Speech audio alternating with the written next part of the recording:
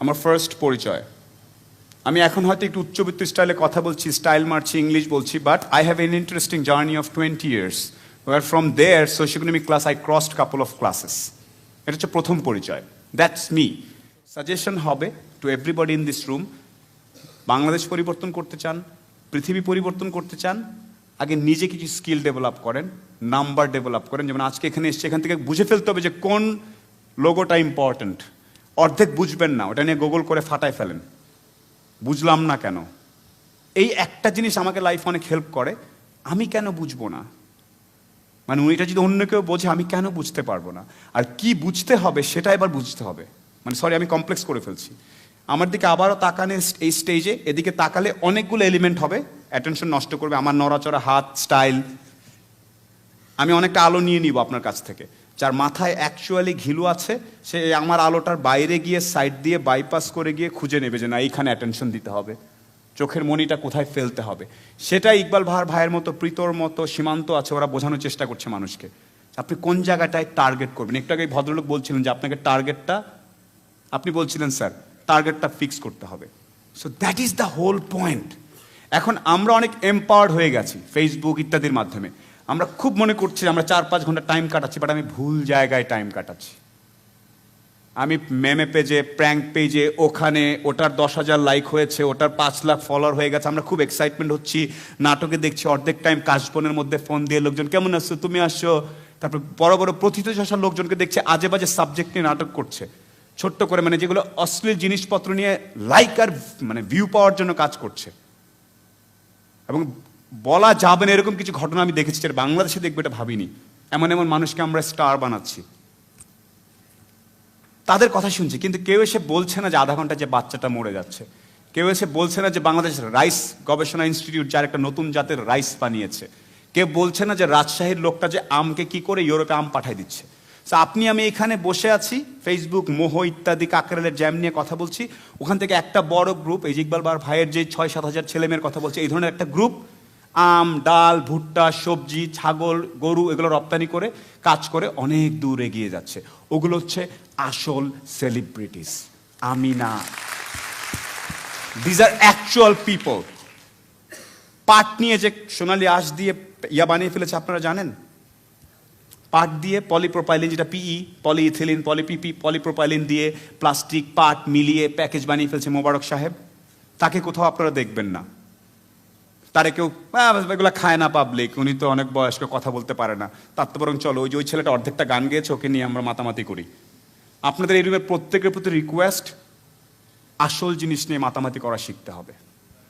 আসল কোনটা নিয়ে মাতামাতি করব। আসল জিনিস নিয়ে বন্ধুরা আপনাকে হাসবে, পাগল বলবে, একটু ব্যাককল বলবে, হ্যাঁ আমি ব্যাককল, আই এম ফাইন। আমার ব্যাককল থাকার কারণে যদি আরো আসল কজটাতে হেল্প হয়, সেইটা অনেক বেশি উপকারী। ঠিক আছে? আচ্ছা, এখন আরেকটা জিনিস বলি। So these are my points. আমি আপনাদেরকে বলবো আবার একটু পয়েন্ট আউট করেন। আর কিছু বেসিক স্কিল আছে, গ্লোবাল লেভেলে আসতে গেলে বেসিক স্কিল লাগবেই। আপনার বয়স 22, আপনাকে 3-4টা ল্যাঙ্গুয়েজ জানতে হবে। আপনার বয়স 21, আপনাকে কম্পিউটারের 4-5টা অপারেটিং সিস্টেমগুলো জানতেই হবে। এগুলো নিয়ে এখন কিছুই বলার নাই, কেমনে শিখবেন, কোত্থেকে শিখবেন আমি জানি না, এটা আপনার করতেই হবে। এটার জন্য কি করা যায়, কোথায় করা যায়, এটা আপনাকে করে নিতে হবে।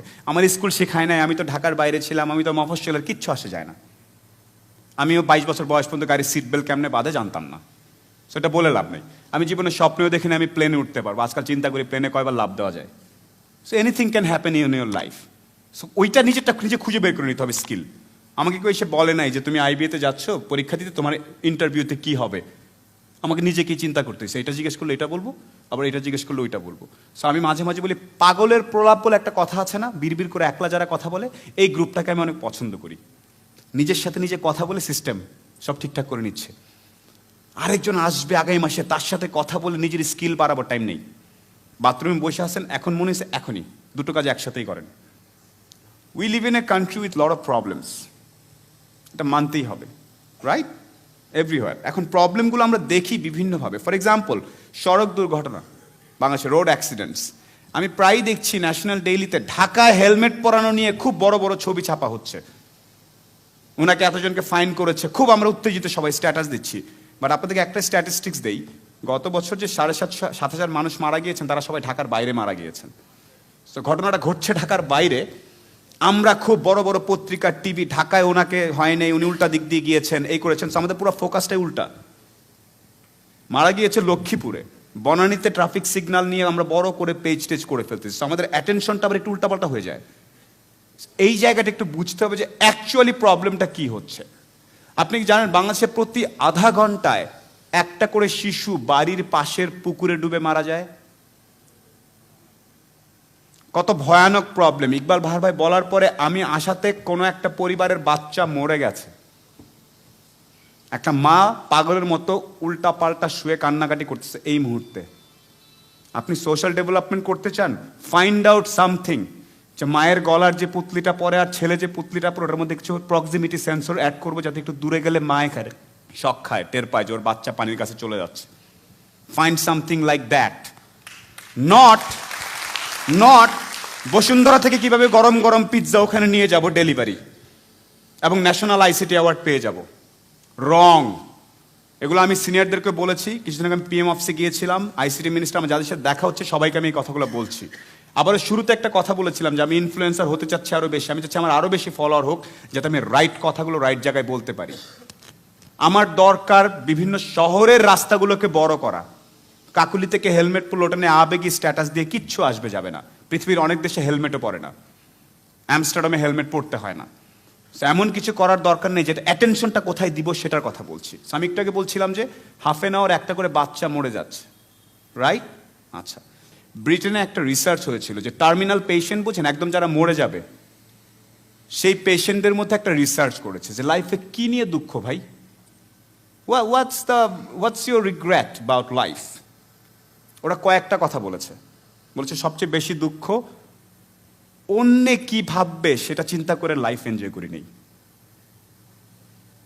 এখানে সে কথা বলবো না, লাইভ হচ্ছে, ফেসবুকে দিলে তো লোকজন আবার ট্রল করবে, মোটিভেশন দিচ্ছি, অন্য কি ভাববে, I don't care, I like it, that's why I am doing it. কথার কথা, রাইট? আমি জানি ঘরে একটু পরে এই ভঙ্গিটার সামনে একটা ছাগল দিয়ে লোকজন ট্রল বানাবে, হয়তো বানাবে, আই নো। তো ও আমার বিল দিচ্ছে। Is he changing lives? I am trying to change lives. So that's the first thing. মানুষ বলে যে অন্যে কি ভাববে, এটা চিন্তা করে লাইফ কাটাই নাই। এটা হচ্ছে বড় একটা প্রবলেম। ভাই আমি আম গাছের পরিচর্যা করবো বাংলাদেশে, বা জাটকা ইলিশ নিয়ে কাজ করবো, দূর, বন্ধু বান্ধব কি বলবে, কি মানুষ তো অন্যদিকে চলে যাচ্ছে, আমি তো জাটকা নিয়ে কাজ করবো, কি প্রতিদিন এসে আমি অনলাইনে এগুলো বলবো, পোলাপাইনরে কি ভাববে চিন্তাতে যাওয়া যাবে না।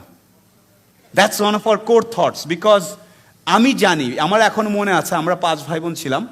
আমরা ঈদে, আমার কলেজে থাকার সময়, তখন তো মানুষের পাখা গজায়, সো ঈদে আমি শার্ট কিনলে আমার ভাই প্যান্ট কিনতে পারবে, এরকম ফ্যামিলির আমি। সো টাকার ব্যাপারটা কি, এটা আমাকে শিখায় লাভ নেই। আই আন্ডারস্ট্যান্ড যে money is very important, but it is not that important.